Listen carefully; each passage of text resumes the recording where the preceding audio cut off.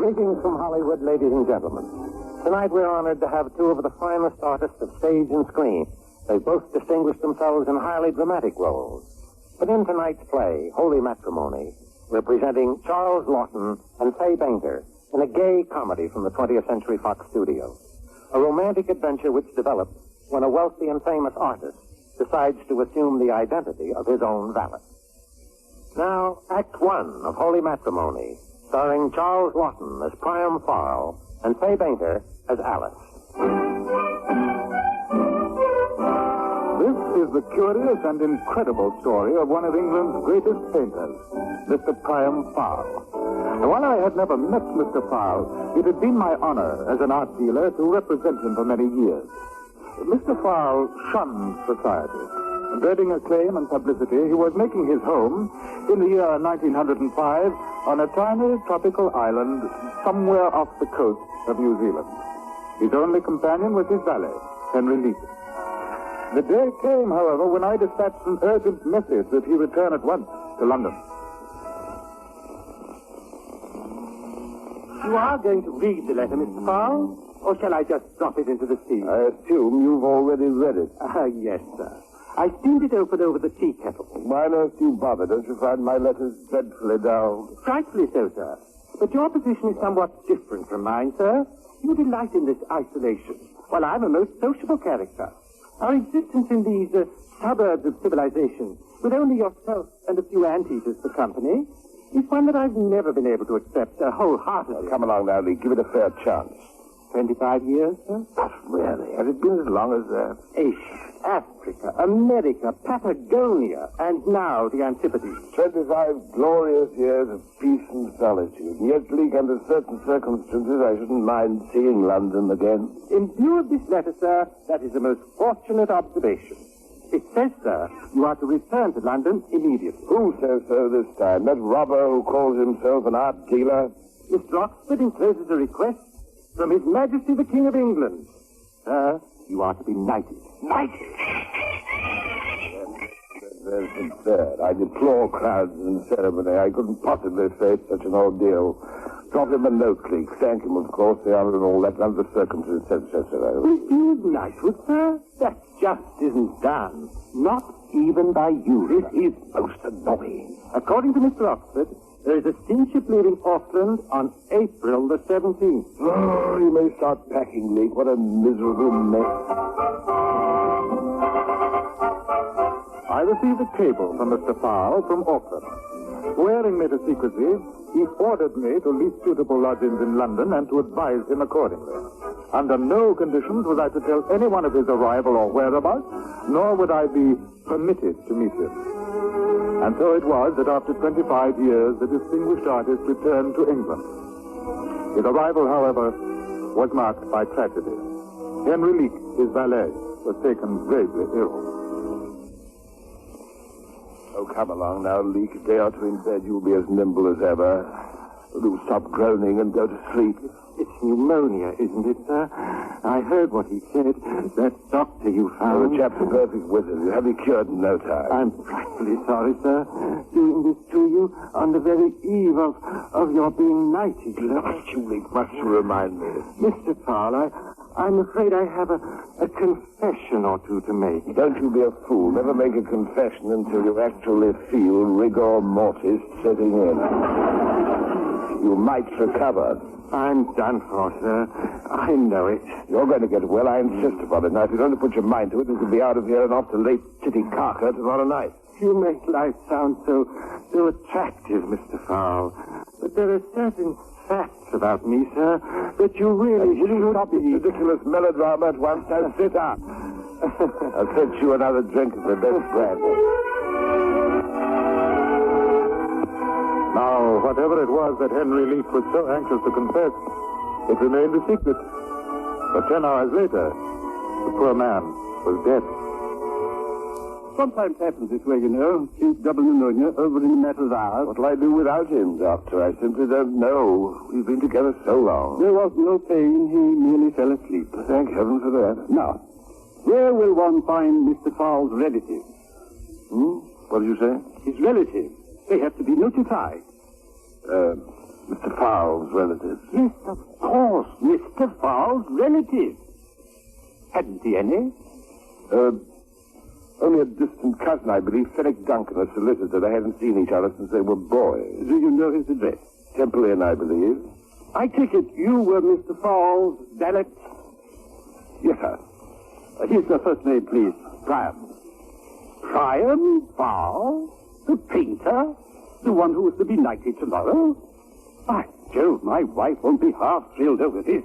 She's passionately fond of art and all that muck. Is she indeed? Pity I couldn't have pulled him through. I might have persuaded him to come to one of her teas. They'd have had a high old time together. Dotty, wasn't he? Dotty. Cracked a bit. Priam Farll was universally regarded as one of the soundest men of this or any other generation. Well, didn't I read somewhere that he ran away from England years ago to marry a Fiji witch or something? Far more likely, sir, that he ran away from England to escape your wife. Great Scott, did he know Maybelle? Speak, sir, in hyperbole. Oh, naturally. No hard feelings, huh? Oh, no, not at all. Oh, well, I'll attend to all the formalities, death certificate, registrar, etc. Well, good day, Mr. Oh, there's a letter under the door. Mr. Henry Leek, it says. This must be for you. Oh, thank you again, sir. Not at all. Not at all. The letter had been posted in the suburbs, in Putney. The handwriting was obviously a woman's. Mr. Farrell opened the envelope and read the contents. Dear Mr. Leek, I think the photograph you sent me is most gentlemanly, so I enclose one of mine. I am glad your gentleman has decided to come back from abroad, and I shall be pleased to meet him. You suggest. How about outside the Empire Music Hall on Saturday evening? In case my photograph is too flattering, I shall wear red roses in my hat. Yours sincerely, Alice Challis. P.S. I am a widow of 10 years standing. P.S. There are always a lot of dark spots in the Empire. I have no doubt you will be able to, gentlemen, should. Excuse me. I merely mention it just in case.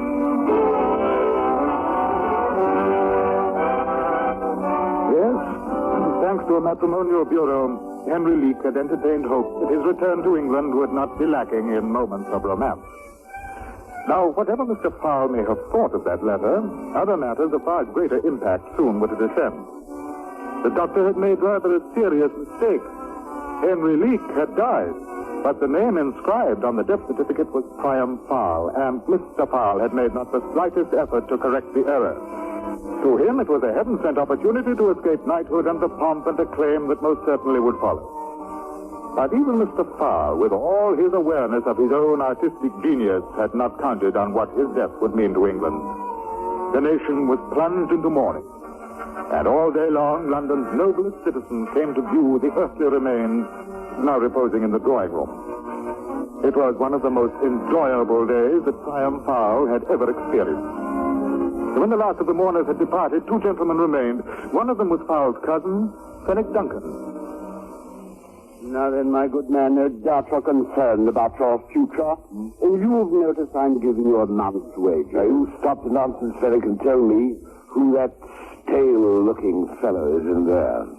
He's Mr. Parley from the Undertakers, and my name to you, sir, is Mr. Duncan. It's no use. I can't go through with Mr. it. Farrell's will has been located. It provides you with £3 a week for life, an extremely generous allowance. Now, if you call to my office next week, I shall Will you kindly shut up and listen to me? Well, look at me.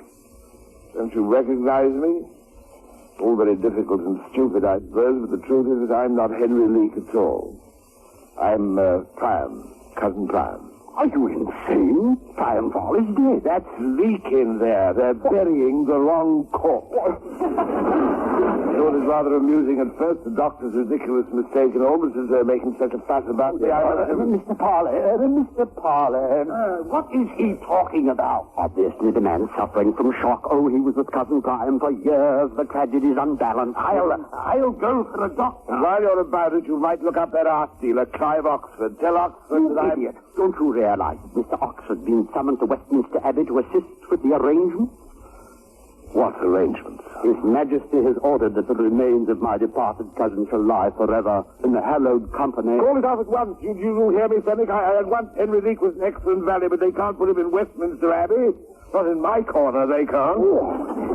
I'm warning you, Leek. One more outburst. I told you the doctor made a mistake, all right. I should have stopped it. It was Westminster Abbey. Yes, of course. Now, why don't you sit down, eh? I think there's some port wine in the pantry. Have some, my good fellow. Oh, Parley, forget the doctor. Get a policeman. This man's unhinged. Fenwick, you miserable bird-brain, can't you understand? Take your hands off me. I'm warning you, Leek. I'll sell my life dearly. Parley, for heaven's sake, get the policeman. Priam Farll had had quite enough. He booted his cousin, ran out the back door, and disappeared. If his own flesh wouldn't listen to him, well, let them bury Henry Leek in Westminster Abbey. 3 days later, the services were conducted, and since it was his own funeral, Priam Farll had an understandable desire to attend. Mr. Farll, however, had no invitation. No. What's all this about? It's him, Sergeant. He threatened to assault me for not allowing him to enter the Abbey. Well, what about it? You got a ticket, Dan? What did you call me? I said, have you got a ticket for the funeral? No, since when does a guest of honor have to have... Drunk, if you ask me. Who asked you? Have you no shame? Don't you realize what's going on in there? Yeah, you. Let's have a smell of your breath. I am not drunk, nor have I the slightest intention of allowing you the privilege of smelling my breath. What's your name? My name. You have one, haven't you? No. At least not one that I care to give at the moment. Why, Mr. Leek, good morning. Your partners, madam, stand aside, please. This man is Mr. Leek, if you don't mind. This man is drunk and disorderly. And what's more... Mr. Leek doesn't drink. He was simply overcome. I expected no wonder with such a loss. Thank you, madam. And what loss was that, if I may ask? My goodness, don't tell me you don't know who he is. Well? Mr. Priam Farll's valet, that's who he is. For 25 years, Mr. Farll never made a move, never a decision, never had a thought without first talking it over with Mr. Leek here. Yeah, but he had no ticket. No more shame. After the best years of his life, giving every satisfaction, and what is his reward? No ticket for the funeral. But why didn't they tell me? Because I don't like policemen. Mr. Leek is a very shy man. Oh, I'm very sorry, sir. There was no harm meant, sir. Would you like me to take you in, sir? No. I've lost all interest. Well, you go right along with the lady, then. Thank you, Sergeant.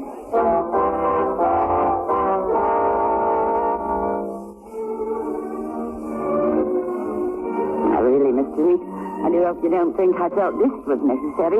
Luncheon, I mean, and in such expensive restaurant. Oh, nonsense, Mrs. Chalice, nonsense. Have you found something that you like on the menu? French. May I take your order, madame? I think I'll have some of this. That, madam, is the name of the selection the orchestra is playing. Not much nourishment in that. Will you order for me, Mr. Leek? Anything at all? Well, let's start with hors d'oeuvre. Then we better have... waiter! You'll be back. I suppose I insulted him. Just look at these prices. Well? Are you sure you can afford it? Oh, yes, of course. Did they give you your money? A month? Oh, you're entitled to it, you know, no matter what happens. Oh, yes, I was provided for in the will. Well, it doesn't matter. I simply don't want you to be extravagant for my sake. There's no call for it. I'm just as I am, just as you see me now. And no amount of foolish spending would affect me one way or the other. You understand, don't you? Yes, of course I do. Would you be good enough to tell me now how you recognized me? Oh, very easily.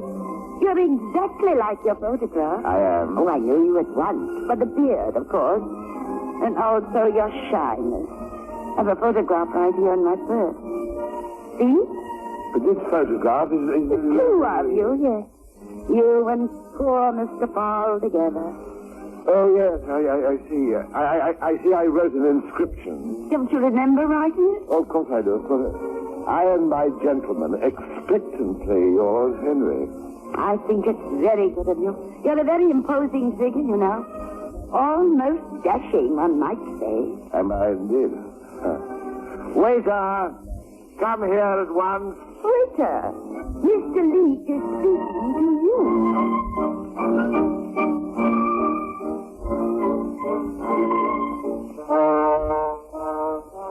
So it was that England buried Henry Leek, valet, in Westminster Abbey. And so it was that Priam Farll met Alice Chalice, lunched with her, and later escorted her home to a pretty little house in Putney. Why, this is just delightful. It's delightful. What's more, you brew an excellent cup of tea. I can't get over that restaurant. Why, such prices are scandalous. And that fish. There is no more soul in your bowl of that. Dear me, I thought it was rather tasty. For anyone who has been used to good cooking, perhaps. You haven't told me yet. But I fancy you've never been married. No, I haven't. You've always lived like this, just traveling about with a home and nobody take care of you properly? Oh, one gets accustomed to it. Yes, I can understand that. No responsibilities. I can understand that, too. But I do feel sorry for you all these years. Tell me about Mr. Farll. Well, the truth of the matter is that Priam Farll, for all his magnificent talents, was not a happy man. I suppose not, poor soul. All he wanted, actually, was to paint and to be left alone, but that didn't seem to be possible in London, and he loved London very deeply. For instance, Priam Farll, God rest his great tormented soul, would never have been allowed to enjoy such a day as this. A painter, my dear Alice, is essentially a simple fellow, a workman, and he should live as such, enjoying the frugal wages, the coarse comforts, and the humble pleasures of the honest craftsman. Priam Farll would have loved this. It all just goes to show. What is it all going to show? Why, they all said if I wrote a matrimonial bureau, I'd be cheated. I beg your... Oh, yes, the matrimonial bureau, yes, of course. But I'm like you. If you want to get married, it's no use pretending you don't. There's no shame in wanting to get married. It's sensible and it's normal. And in such a case, a matrimonial bureau is a good and useful institution. Well, if you were to ask me, I don't have to ask. Why? You thought so too, evidently. And so do I. And I'm sure if anything comes of this, I'll pay the fee with the greatest of pleasure. What about you? You are a most unusual woman. Really, you are a most unusual woman.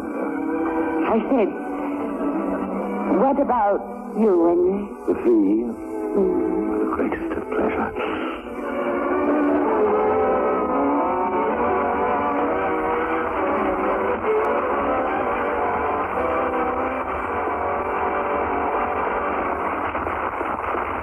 Of holy matrimony in a moment.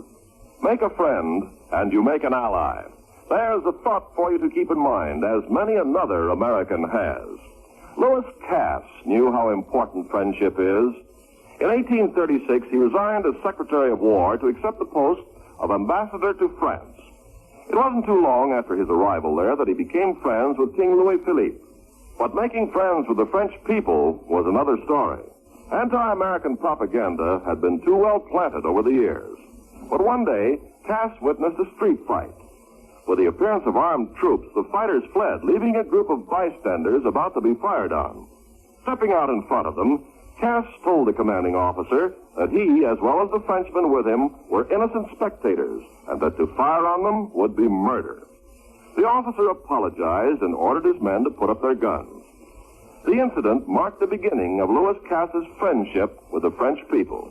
Gradually, despite the attempted smears by other nations, Cass strengthened the understanding between his country and France, and he was eventually responsible for the signing of a treaty by America, France, and England, a treaty which guaranteed freedom of the seas to all nations.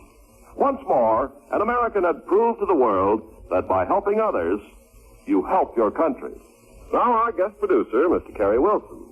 Act 2 of Holy Matrimony, starring Charles Laughton as Priam Farll and Fay Bainter as Alice.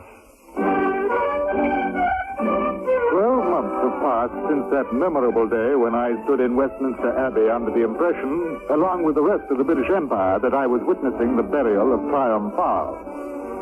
Priam Farll was not only alive, but under the name of Henry Leek was now married and with a charming wife living blissfully in Putney. And then one day, visitors arrived. Is this Mr. Henry Leek? Yes. And you're not going to keep us out. Walk right in, Mother. What on earth? Now, where is he? Oh, never mind where he is. Who are you? Who are we, she asked? I'm his wife, ma'am. And the rightful Mrs. Leek. And Harry and Martin here are Henry's sons. Did you have a nice stroll, sweetie? Oh, excellent, dear. We have visitors, Henry. Visitors? Old friends of yours, they say. Well, don't you recognize her? Anne-Marie. I'm afraid that you have the advantage, madam. 30 years. 30 years does make a change in one's appearance. She says she's your wife, dear. And these young gentlemen are your two sons. Great heavens! That's impossible. It's the beard, of course. And you are heavier, Henry. But your eyes are just the same. Madam, I have never had the debatable pleasure of ever seeing you before in my entire life. Then how do you explain this, sir? A marriage certificate. Let father see. You dare refer to me as your father. Look at the paper. Means nothing to me, whatever. You will not deny that your name is Henry Leek? I deny everything, no matter what you say, I deny it. Are you sure you recognize my husband? Well, I can't be sure that I recognize him exactly. He was only 23 when I saw him last. But he's the same sort of man. And his eyes, they're the same. Then examine my nose. Probably you should recognize that also. Do you? Go on, look closely. Do you? Well, I can't say as I remember it being so bony and all. Can a man change his nose? All flesh is grass. This discussion does not concern grass. But you were valet to a gentleman now, Mr. Priam Farll, the painter, weren't you? Well, that's what my husband was doing. Last time I heard of him. Madam, I repeat, I not only deny everything that has been said, but also everything that will be said. And now I shall take my leave of this absurdity. Oh, no, you don't. Oh, well, now we can all have a nice cup of tea. Here you are, Mrs. Leek. Thank you, I'm sure. Well, I hope it's the way you... What's that? Oh, gee, how could I be so clumsy? And your dress. Oh, my. Only get me a cloth from the kitchen. Hurry now. Oh, yes, by all means. Oh, now stand over for the fire, Mrs. Leek. You'll dry out in a jiffy. Oh, dear. And you, sir? I'll pour my own if you don't mind. Sugars? 2 sugars. I say, isn't he coming back? Who? Father. I shouldn't think so. I imagine he's gone for a stroll. He usually does, you know. That's rather strange. He was getting a cloth. He's a rather peculiar man. Oh, he has his good points. But now that he's gone, well, far be it from me to say a word against him. He's often quite kind to me. But there's no denying. You mean that he... Once he twisted my arm terribly. And one man snatched the hot iron off of my hand. And he was... Please, I know all that you can tell me. I know because I've been through it. And he's not changed in all these years. You know, sometimes I don't think he's quite right in the head. I seldom get up in the morning without thinking that, well, perhaps today you'll have to be taken off. Taken off? To the asylum? Oh, I am sorry for you young men. Sorry? Hey, if you're his son, it's the same blood. Oh, I should watch myself very carefully if I were you. Oh. You want him back, of course, because you have first claim on him. Yes, of course. Yes, you can make him see his duty. You're quite welcome to him. The fact remains he should be prosecuted for bigamy. Oh, by all means. Although, you are students, are you? We're both honor students at a seminar. A seminar? Oh, I don't suppose it would matter, or would it? A father in prison for bigamy? Let's get out of here. Come along, Mother. We're going home. It's all right, Henry. You can come in now. Alice, I give you my word of honor, I never saw that woman before in all my life. Of course not, and I don't blame you for a Darling, second. don't you believe me? Of course, dear. Only I hope there won't be many more of them. Great Scott! So do I! That was the last of Mrs. Leek and her two strapping offspring. But Priam Farll now had a rather good idea of what Henry Leek had been so anxious to confess to him. Well, another calm and happy year rolled by, and then Alice received a letter in the mail. I wish you'd look at this, Henry. It's a business letter, dear. What? Cahoon's Brewery Company? That's where I have my money, love. Dear shareholder, owing to a lamentable temperance wave which has been sweeping the country, Cahoon's Brewery Company is unable to declare its customary annual dividend on ordinary shares. Well, it simply means they're not declaring a dividend. Oh, that's out of the question. I have to have my dividend by May, too. This is terrible. How on earth can a brewery have financial trouble? That's just what Father used to say. Put your faith in an Englishman's purse. It's gold in the bank, he said. Henry, everything we have is in brewery Well, shares. that's still my £3 a week. Bless your heart, darling. I need much more than that. It's the payment on this house, and it's due in May. Alice, if we can't meet the payment, does it mean we shall have to get out? Oh, there are other houses, Henry. Not for me. This is the house I like. This is the house I'm happy in. Alice, I refuse to move. Wait the whole month yet. I could earn some money, you know. Henry Wendell Leek. If you think I'd let you take another situation, you're very much mistaken. Well, what I have in mind, well, it does involve a certain measure of risk. Nothing crooked, Henry. I was thinking of painting. Oh, no, darling. I'd never have a minute's peace. You're much too old to go climbing up and down ladders. Not painting houses, Alice. Pictures. Now you smoke your pipe and read the paper, love. I'll go and get dinner.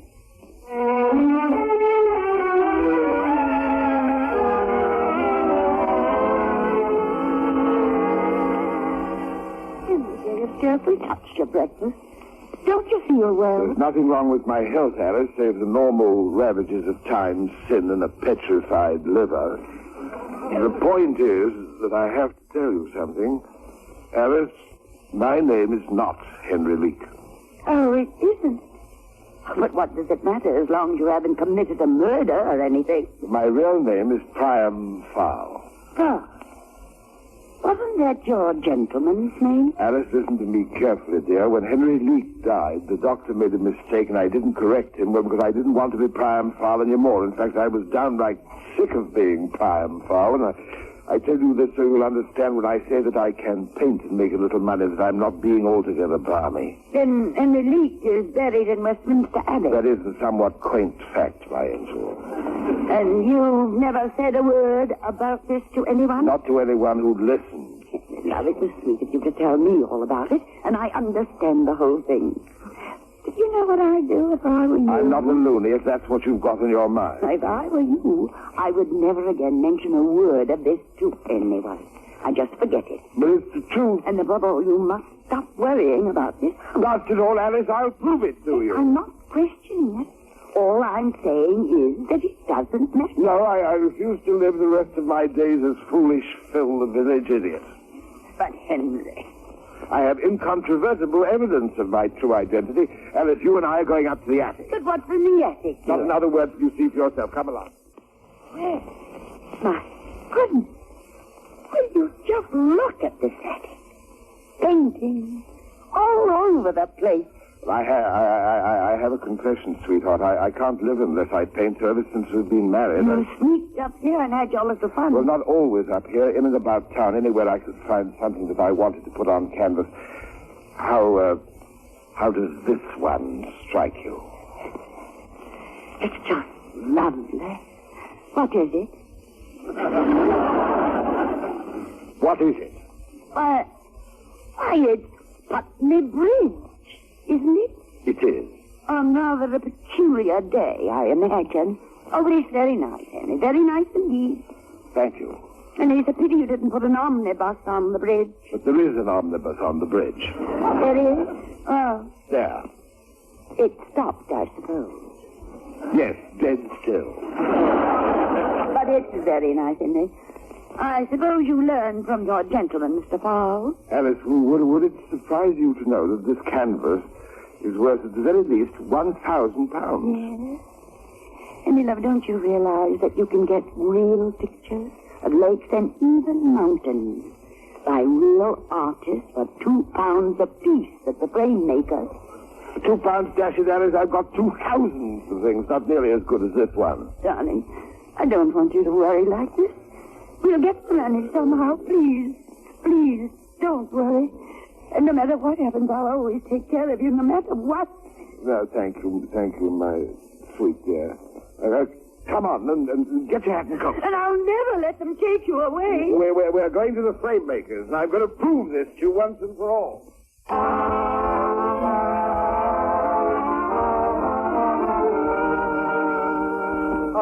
Good day, sir. Something in a picture frame? Here, within this wrapping, is a painting, and I want you to tell us what you think of it. Well, I can hardly claim to be an expert, sir. You are vaguely familiar with oil paintings, are you not? Very well. What about this one? Well, now. Yes. Might I ask where you acquired this? No. Well, very good. Is it a copy? Is it? It's either a copy or a remarkable imitation. Would it be good enough to put a price upon it? £2. What? 5. Sir. 10? You'll give him £10 for it. Yes, madam. That'll be all, thank you. Oh, but Henry. Come along, my love. £15? Henry, £15. Do you suppose he's crazy? Mad as a March hare. In the weeks that followed, Alice spent many troubled moments up in the attic. She studied the paintings with the utmost charity, but it was no use. Alice simply could not understand how a man in his right mind would offer £15 for anything so amateurish. But £15 was £15, so unknown to her husband, Alice began selling his paintings to the frame maker. In turn, he sold them to me. But then developed an unhappy situation that left me no alternative but to visit the artist in his home in Putney. I will tell you again, Mr. Oxford, I haven't the slightest idea what you're talking about. Well, then, suppose you look at this painting I brought along. It's called The Bridge in Putney. Now, in my opinion, it's one of the finest files in existence. Well? It is a masterpiece, of course. Mm-hmm. I've been offered £5,000 for it. What did you pay for it? £20. Now, if I may be seated, Mr. Leek, I'll attempt to explain my rather peculiar difficulties. Some time ago, a man named Storley, a frame maker here in Putney, came to me with a painting which I recognized at once as the work of Priam Farll. What kind, of course? No. But Priam Farll could not put brush to canvas without signing it indelibly with his genius, and so, of course, I bought it for £20. How much did you sell that one for? £2,000. Altogether, I bought some 30 files from the frame maker, for which I have received a total of about £60,000. Art, I see, is a very profitable business for the dealer. In this case, it can also be very profitable for the artist. And now that I have found him, I shall be delighted to give him his share. Shall we say £30,000? In other words, you've been caught. Splendid. Well, there is a pending legal action, yes. Lady Vale, who bought most of the paintings, has just discovered that some of them have been painted since 1905. That's the year that you're supposed to have died. She's charging me with fraud. Excellent. I hope she wins. This is not... No time for levity, Mr. Farll. Leek, if you please. Henry Wadsworth Leek. Sir, I have no intention whatever of being destroyed through some fantastic error in Westminster Abbey. Whoever it was buried, it was not Priam Farll. You dare question the Abbey? I would question the Crown before seeing my business ruined. How long, may I ask, have you been suffering this odd delusion? Oh, so far as the paintings are concerned, I have never been deluded. Mr. Oxford, I can scarcely find words to express my unbounded delight in your misfortune. You have swindled your customers, the frame maker and the artist who painted the pictures. Worst of all, you have swindled the memory of that magnificent genius who lies today in England's Valhalla. For that, I can never forgive you. You're not going to deny that you are Priam Farll. Do you know? But if you think I'm going to admit it to anyone else and surrender my peace and happiness merely to save your wretched hide and bank book, you're greatly mistaken. For in my opinion, sir, you're a double-dyed, triple-plated rogue and scoundrel, and I wouldn't lift one finger to save you from frying in perdition for the remainder of eternity. Good day to you, sir. No, please. Mr. Farll. Leek, sir. Henry Greenleaf Leek.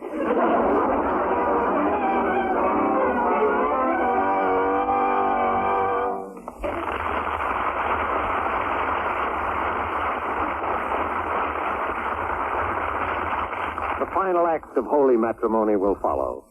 You probably remember when the waves of the North Sea burst through Holland's dikes and turned the little country into a land of terror. It was Western Europe's worst flood disaster. More than 1,400 people were killed, and over 60,000 were made homeless. The property loss was greater than that suffered during World War II. But America answered the call from the Dutch people. Within just a few hours, United States Army helicopters were evacuating hundreds from the danger areas. Mercy planes filled with blankets, coats, shoes, and food brought quick relief in the emergency. Among the many who contributed was the 82nd Airborne Division. They remembered the courage and the help displayed by the Dutch people when they parachuted into Holland in 1944. This one unit collected nearly 20,000 pounds of clothing and over $12,000 in cash for relief in the flooded country. Now, there was no official drive behind this operation. It emerged right from the heart, a spontaneous, genuine reaction to a country struck by disaster. It proved once more that in the hour of need, people will reach across borders and oceans to help their fellow men. Such acts by you and your friends today are shaping our world of tomorrow. I had no particular wish either to annoy or embarrass a man whose genius I so admired. But I was facing a suit in a court of law. My attorney had no choice but to call on Mr. Farll and serve him with a subpoena. Here. Has the gentleman gone? Come in, Alice. Yes, he's gone. So now you know, You thought I was a loony, didn't you? I thought you weren't quite well. I shouldn't have done it, I suppose. But there were those paintings, and a picture framer gave me £15 apiece for them. I didn't want you worrying about money. You're a dear sweet girl. What's going to happen? Nothing. Oxford is going to be sued, and all probability will be sent to prison. I hope. I told him flatly that I'd have nothing to do with it. Do you realize that he was making 10,000% on my work? 10,000%. I had no idea percentages ran that high. I should have known you weren't a valet. You've always been so much of a gentleman and so useless. Alice, what's the matter, dear? You surely you don't think that this will make any difference between us? No. Why should it? Oh, I don't know. It was bound to be, Henry. Or should I see Priam? I've told you I have no intention whatever of getting mixed up in this business. But it's Mrs. Priam Farll, the wife of a great gentleman. So great that he could be buried in Westminster Abbey. I don't know. I don't know how I'd be. Not much, I expect. Like I couldn't be a duchess or a bareback rider. I can't feel that I'd be much use to you anymore. That is the most ridiculous rot I've ever heard. Well, I might be uncomfortable or too ignorant. I couldn't stand that. Then we'll go away to Borneo or someplace like that. I just want to be with you. Well, then, Priam, we'll see. Meanwhile, I expect there'll be a terrible fuss in the papers. I mean about the poor man in Westminster. Did I ask to be buried in Westminster? No, dear, I'm sure you didn't. All I ever asked is peace and quiet and the chance to paint a picture now and then, but no. An art dealer whom I loathe gets sued for fraud. My life is made unbearable. Why? I don't know. So they think they can get me to help them in court, eh? Well, you just wait. You just wait till I get in that witness stand. The trial began, and a certain Mr. Pennington, the complainant's lawyer, enunciated the charges. Please report.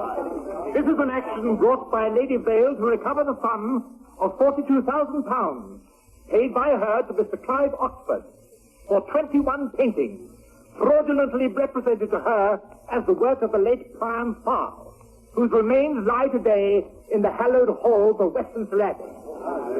But the possible consequences involved here are so monstrous that I shudder to contemplate them. Does an impostor a valet, a servant, rest within those sacred precincts. So says the defendant. He would have you believe that Priam Farll, far from being dead, is present in this very courtroom in the person of a certain bearded fellow whom it will be my pleasure to unmask as charlatan, rogue, swindler, and a grave robber. My Lord, I should like to call my first witness, Dr. Caswell, who attended Mr. Farll during his brief but fatal illness. Dr. Caswell. Then I said, I take it that you were Mr. Farll's valet? And how did he answer that, Doctor? He said, yes, sir, I was. And is that the man to whom you spoke, the bearded gentleman in the third row? Yes, that is the man. Mr. Pennington's next witness was the master's consort, Alice. Now then, madam, how did you first meet your husband? Through a matrimonial agency. Who first had recourse to this agency? I did. With what object in mind? What do people usually go to a matrimonial agency for? I shall ask the questions, madam. I simply thought you should have known that. I went to a matrimonial agency because I wanted a husband. How's that? Do you think that was quite a nice thing to do? What do you mean by nice? Well, womanly, if you prefer. And do you think that asking a rude and unnecessary question is the gentlemanly thing to do? Under what name did this man write you?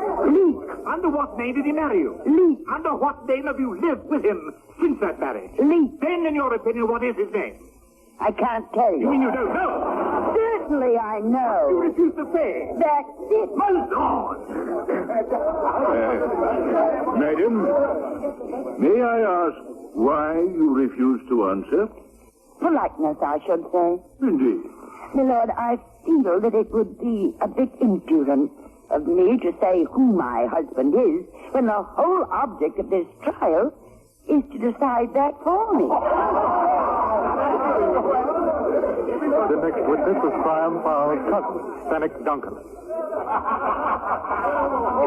Now then, Mr. Duncan, you definitely recognize the man in the coffin, the man they interred in Westminster Abbey, as your cousin.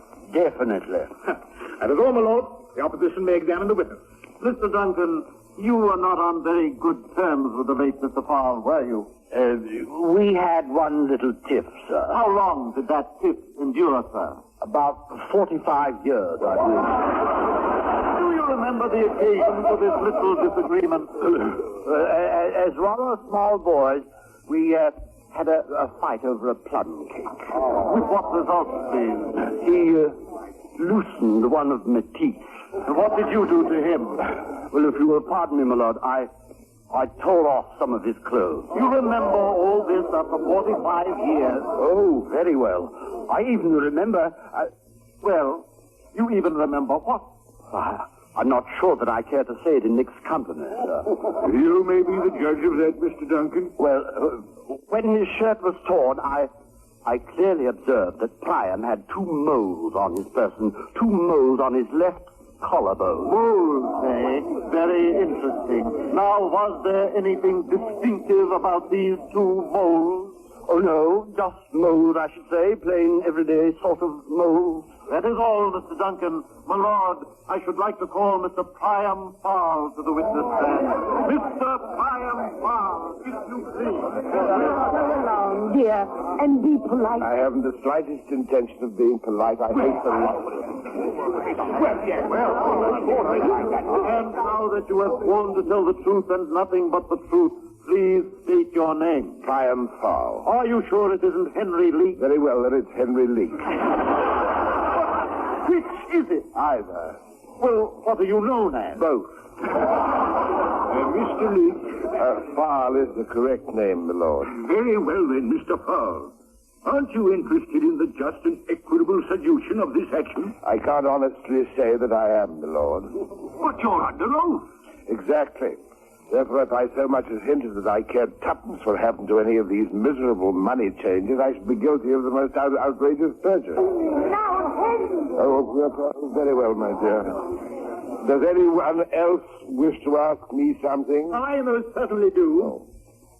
Mr. Fenwick Duncan has testified that as a small boy, he fought with his cousin Priam. You would, of course, remember that. I fought with Fenwick many times, utterly defeating him on each occasion. Do you also recall his discovery of 2 small moles on your body? Do you possess any such moles, Mr. Leek? I do. You do? Where? Here, on my left shoulder. Then, of course, you'll be good enough to show them to the court. No, I will not. You refuse? Precisely. You understand, of course, the jury will draw its own conclusions from such a statement. Naturally. Perhaps you prefer to show them just to Mr. Pennington and to me. No, I would prefer not to do that either. Mr. Farll, don't you think just the 4 of us might retire to my private room? No, my lord, but thank you very much, Sir. Well, then, don't let your collar down a bit. Can't you do that much? Not an inch. Might I ask the reason for this obstinate attitude? My lord, I have testified under oath that my body is afflicted with the moles described, and that, I believe, should be sufficient, since no sane man would claim moles if he didn't have moles.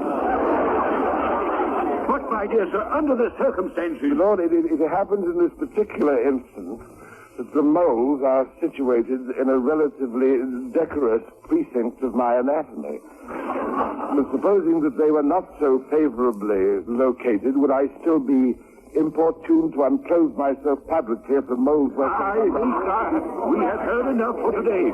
This court's adjourned until 10 o'clock tomorrow morning.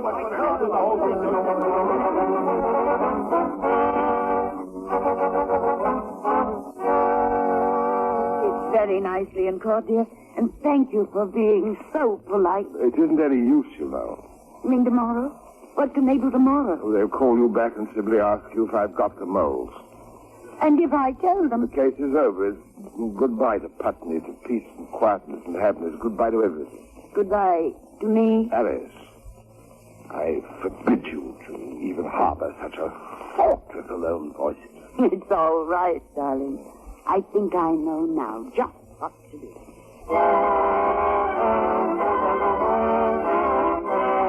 The papers that evening all but leapt out of the newsboy's hand. Lloyd's of London offers 2-1. No moles. Farll's moles debated in the House of Commons. American claims record of 105 moles. And the following morning, Mrs. Leek was called to the witness box. But this Mrs. Leek was not Alice. You've just testified that your name is Mrs. Henry Leek. Yes, sir. Have you not? Yes, sir. Now go on. But I'm the original. There are 2 of us, sir, but I am the original. May I ask where your husband is now? In the 3rd row, sir. But he didn't have that beard when I married him. That's something else he picked up. You're positive this is the man? Yes, sir. That's my Henry, all right. Mrs. Leek, will you please tell the court whether that man had any bodily disfigurement? Beg pardon? Well, had he any birthmarks? No, sir. Now think, Mrs. Leek. Had he any, say, moles? No. Yes, did he have any moles? Where? Anywhere. No, sir. None at all, is that correct? No, sir, not one. My Henry's complexion was smooth as velvet. I often used to say to him, Henry, I'd say, your skin is just like a velvet. Mrs. Farll, if you have anything to say, you will please step into the witness box. Don't go, Mrs. Leek. You have some additional testimony to give, Mrs. Farll? Yes. Come, come here. Lord, I protest against such an irregularity. Don't be a stick. Just a minute, Alice. I just don't know what to ask. Now, hold still. I want to undo your shirt and collar. He's very shy, you know. Now, if you'll just hold up your beard a bit, thank you, my boy. Now then, Mrs. Leek, if you will have a look, please. Oh, my. Smooth as velvet, eh? Are they real? How dare you? Well, my lord, what do you think? Are they?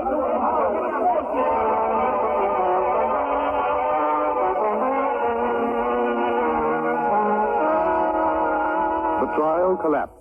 My client, Lady Vale, withdrew her suit and went home to cherish her 21 genuine and original Farlls. And in Westminster Abbey, certain alterations occurred whereby the earthly remains of Henry Leek were removed to less auspicious but more appropriate surroundings. As for Priam Farll and Alice, well, they disappeared. Simply disappeared. Oh, once in a while I get a sweet note from Alice along with 5 or 6 more paintings. The address is a tiny island somewhere off the coast of New Zealand. All right, waiting at the church, waiting at the church, waiting at the church. Luncheon, dear.